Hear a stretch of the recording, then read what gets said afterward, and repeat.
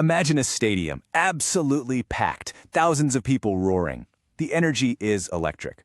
But here's the twist. They're not here for a game. They're here to watch a state-sponsored spectacle of death. For a huge chunk of human history, all across the world, this was one of the most popular forms of mass entertainment. And that wasn't some quiet heckle from the back row. No, that was the deafening roar of the crowd in the Roman Colosseum. It was a chant, literally demanding a better performance from the person who was about to be killed. You've got to understand, this wasn't just punishment. It was a show, and the audience had very high expectations. So, that brings us to the big, chilling question, right? Why?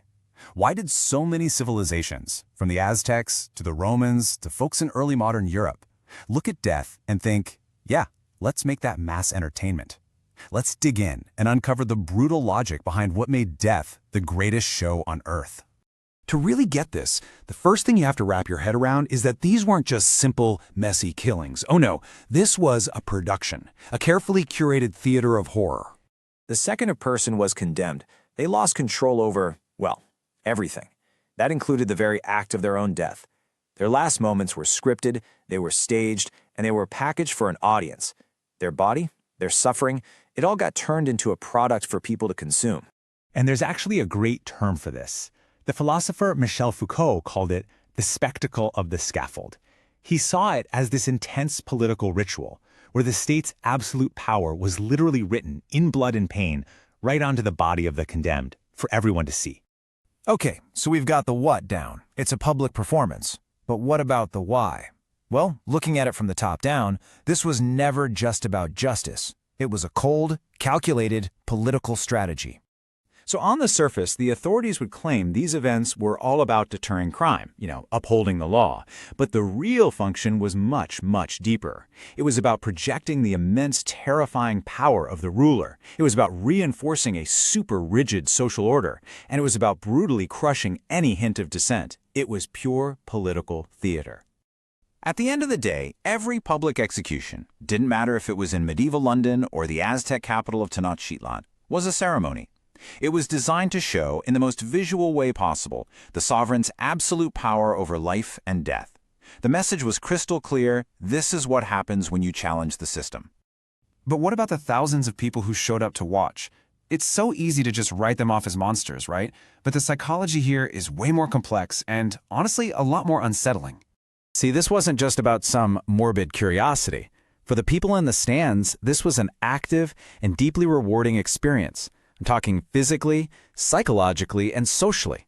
They were actually getting something real out of it. Let's take the Aztec Empire for a second, because they had this down to a science. Physiologically, watching violence combined with things like mass dancing and fasting would trigger a release of natural opioids, basically a natural high. Psychologically, facing a controlled, ritualized death helped them manage their own anxiety about dying. And then socially, being part of this intense event together, it forged these incredibly powerful community bonds. So what you end up with is this insane neurochemical cocktail of fear, excitement, and euphoria.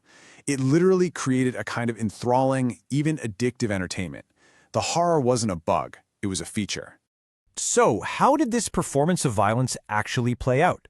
Well, the methods were as varied as the empires that used them, and each one was its own highly choreographed ritual. With the Aztecs, heart extraction wasn't just murder. It was seen as a sacred payment, a debt to the gods. The priest would actually raise the victim's still-beating heart to the sun. It was a dramatic offering that they believed kept the entire cosmos in balance. Of course, the Romans were masters of spectacle. They often used something called damnatio ad bestias, condemnation to beasts. They'd throw criminals into the arena with lions, bears, leopards. It was this brutal display of the empire's power, like, hey, we can go to the farthest corners of the world, bring back these terrifying animals, and make them enact Roman justice. And then you have early modern Europe, where the punishment for treason was the symbolically brutal act of being drawn and quartered. Every single part of that horrific process was designed to physically obliterate the traitor and send a graphic message about the consequences of betraying the crown. So the big takeaway here is that these were never just killings. They were productions, the whole shebang.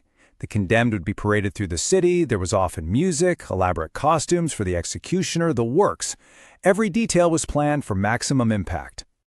And if all of this is starting to sound a little too much like modern entertainment, well, you're on the right track. Because get this, these spectacles, they had merch.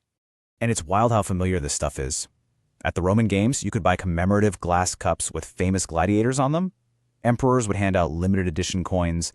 And, I am not making this up, you could buy bottles of gladiator sweat. They sold it as an aphrodisiac. Okay, so this all brings us to a really important and kind of uncomfortable question for us today.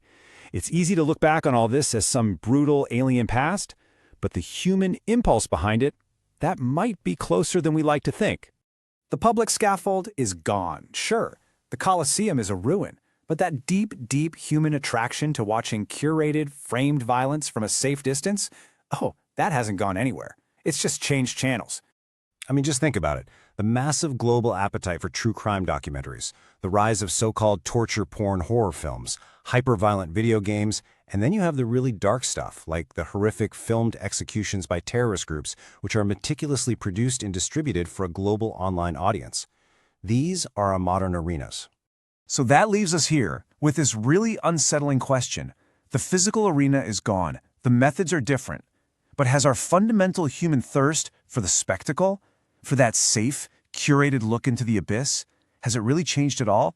Or have we just found new ways to watch?